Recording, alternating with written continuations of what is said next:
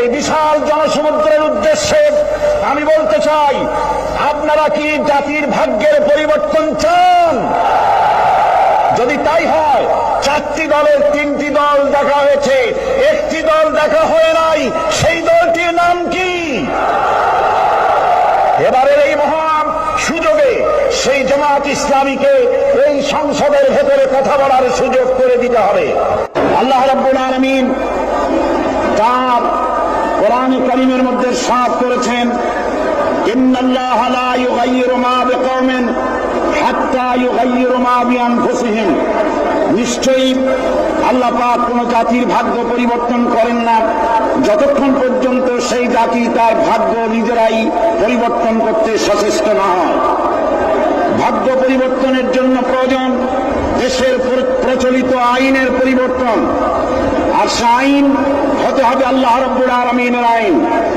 দেশ স্বাধীনের পর আমাদের এই মঞ্চের পেছনে যে সংসদ ভবন রয়েছে, এই সংসদ ভবনে যারাই এসেছেন তারা এই জনগণের ভাগ্য পরিবর্তনের কাজ, কেউ এই কাজে হাত দেননি।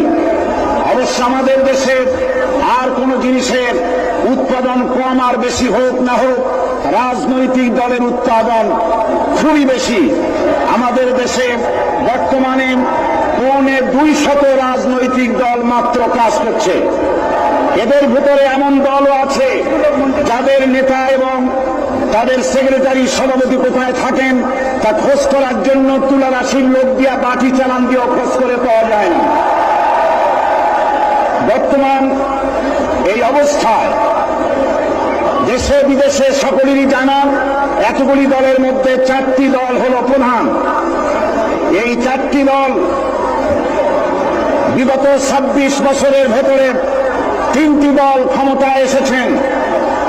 এই 3টি দল তারা ক্ষমতায় এসে জনগণের ভাগ্য পরিবর্তন করুক আর নারী করতে পারুক, নিজেদের ভাগ্য দক্ষ এবং সুনিপুণতার সাথে নিজেদের ভাগ্যের পরিবর্তন করেছেন। দুর্নীতিকে জাতীয়করণ করে বিদায় নিয়েছেন। আরেকটি দল টানা 5 বছর ক্ষমতায় থেকে নাস্তিকবাদ, কাদিয়ানীদের দৌরত্ব, মুরতাদ, হাদানি, ইসলাম বিরোধী এনজিও এবং বিপুল সংখ্যক খুনি, চাঁদাবাজ, মাস্তান, হাইজাকার, সন্ত্রাসী উপহার দিয়ে চরম জিল্লাতির সাথে মাত্র কদিন আগে বিদায় হয়েছে। সুতরাং এই অবস্থায় জাতির ভাগ্যের পরিবর্তনের বড় রকম সুযোগ এখন জনগণের হাতের মুঠোয়। এই বিশাল জনসমুদ্রের উদ্দেশ্যে আমি বলতে চাই, আপনারা কি জাতির ভাগ্যের পরিবর্তন চান? যদি তাই হয়, 4টি দলের 3টি দল দেখা হয়েছে, একটি দল দেখা হয় নাই, সেই দলটির নাম কি? এবারের এই মহান সুযোগে সেই জামাত ইসলামীকে এই সংসদের ভেতরে কথা বলার সুযোগ করে দিতে হবে। 72-এর শাসনতন্ত্র পুনরুদ্ধারের মাধ্যমে জাতির কল্যাণ হবে না। 76-এর শাসনতন্ত্র দিয়ে জাতির কল্যাণ হবে না। জাতির কল্যাণ হতে পারে ভাগ্যের উন্নয়ন।